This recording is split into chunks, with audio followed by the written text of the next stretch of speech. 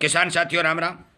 आशा और उम्मीद करता हूं कि आप सब ठीक ठाक होंगे। साथियों, मैं लगातार 2 वर्ष से किसानों की आवाज़ उठा रहा हूं और फिर भी किसानों की एकता न होने के कारण सरकारें किसानों की गर्दन के ऊपर छुरी चलाती दिखाई दे रही हैं। मैं ये बात क्यों कह रहा हूं? इसका स्पष्ट उदाहरण मैं आपको मध्य प्रदेश सरकार के एक फैसले से देने जा रहा हूं और ये फैसला किसानों के लिए आफत बनकर आएगा। जो बात सरकार ने कही है साथियों कतई मंजूर करने वाली नहीं है। आज मध्य प्रदेश सरकार ने घोषणा की है, कल राजस्थान सरकार करेगी, परसों हरियाणा सरकार करेगी, आगे पंजाब सरकार करेगी, महाराष्ट्र सरकार करेगी, गुजरात सरकार करेगी। एक पैटर्न चलेगा।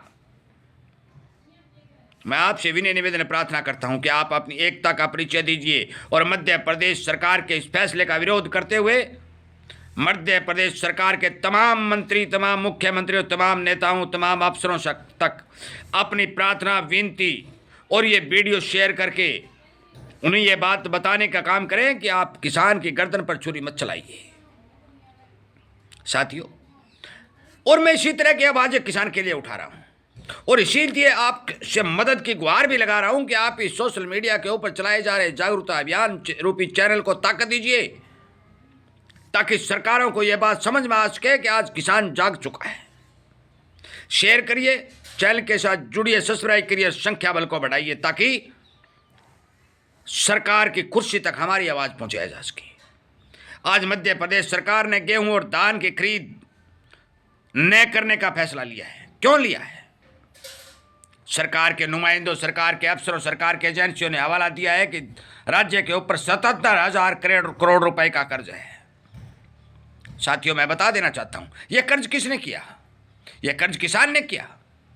किसान का अनाज खरीदने की बारी आती है तो 77,000 करोड़ रुपए कर्ज का हवाला दिया जाता है, परंतु रैली करने, सरकारी खर्चे चलाने और ऐश आराम करने के लिए 1 पैसे के कर्ज का हवाला नहीं दिया जा रहा है। हजारों हजारों करोड़ रुपए सरकारी खर्चे में पानी की तरह बहा दिए जाते हैं। हजारों हजारों करोड़ रुपए बिचौलिए और कमीशन एजेंट खा जाते हैं। श्रीमान राजीव गांधी ने एक बात कही थी कि जब मैं 1 रुपया दिल्ली से भेजता हूं तो किसान के घर तक, किसान के धरातल तक केवल 10 पैसे पहुंचते हैं। और आज जब किसान के अनाज खरीदने की बारी आई तो मध्य प्रदेश सरकार ने फरमान जारी कर दिया कि हम अनाज नहीं खरीद सकेंगे, केंद्र सरकार खुद व खुद अनाज खरीदो। साथियों, आज केंद्र सरकार को अनाज खरीदने के लिए बाध्य किया जा रहा है। राज्य सरकारें हाथ खड़े करती जा रही हैं।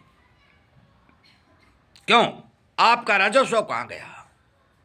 भारी भरकम सामान टैक्स के रूप में जो आम जनता आपको दे रही है वो कहां गया? कर्ज क्यों हुआ? साथियों, कर्ज है या नहीं है मुझे इस बात का पता नहीं, परंतु किसान के लिए कोई भी सरकार आगे कदम नहीं बढ़ा रही है। महाराष्ट्र के अंदर भारी भरकम जो आंदोलन अभी चला है उसका नतीजा आना, उसका रिजल्ट आना अभी बाकी है। दिल्ली की बॉर्डर के ऊपर 13 महीने तक आंदोलन चला, सरकार ने कानून वापस लिए, वहां भी एमएसपी गारंटी का जिक्र हुआ। साथियों, आज एमएसपी और एमएसपी गारंटी देने की बजाय सरकार अनाज खरीदना ही नहीं चाहती। वो कहती हम खरीद ही नहीं सकते। जो अनाज किसान पैदा करता है, बहुत भारी लंबे समय तक बाजारों में किसान के सामान की लूट हो जाती है, व्यापारियों, उद्योगों को नुकसान हो जाता है और कंपनियां, जो बड़े बड़े लोग हैं, वो मंदे में माल को चूस करके इकट्ठा कर लेती हैं। उसके बाद में सरकारी खरीद नाम मात्र के लिए शुरू की जाती है। जो आज मूंग में दिखाई दे रही है कि मूंग का सारा सीजन निकलने के बाद राजस्थान सरकार और महाराष्ट्र सरकार दोनों ही मूंग खरीदी पर आ रही है। मैं आपसे विनय निवेदन प्रार्थना करता हूं कि मध्य प्रदेश सरकार के इस फैसले की आलोचना करिए। हमारे प्रिय नेताओं, अफसरों और तमाम राजनीतिकों से आज जोड़कर प्रार्थना कीजिए कि ये कृषि प्रधान देश भारत के कंधों की जो नींव रखी गई है वो किसान के कंधों के ऊपर रखी गई है। कोरोना काल में आपको किसान ने बचाया।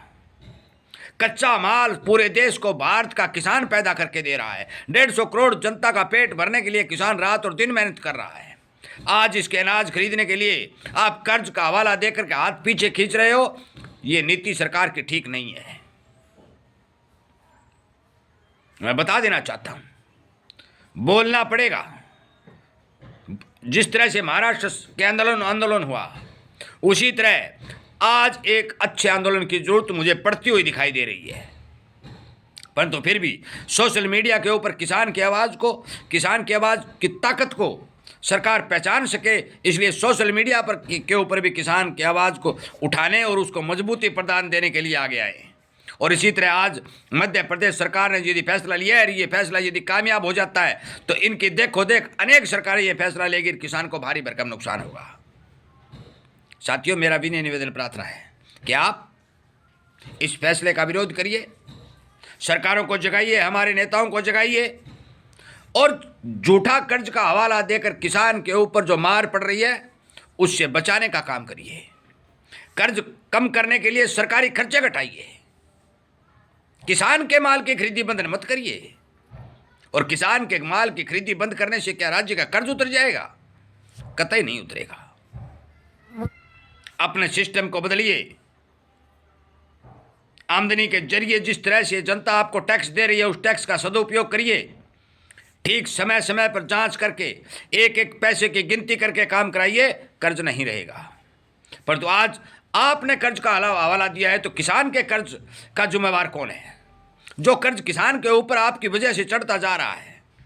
आप खरीद नहीं कर रहे हो, आप खाद नहीं दे रहे हो, आप पानी नहीं दे रहे हो, आप नकली दवाई दे रहे हो, बेमौसमी प्रकृति मार पड़ रही है, हर जगह किसान को नुकसान हो रहा है, तो किसान के ऊपर जो कर्ज चढ़ता है उसकी भरपाई कौन करेगा? आपने तो केंद्र के पाले में गेंद को डाल दिया, पर तो किसान वाली बात को कौन समझेगा?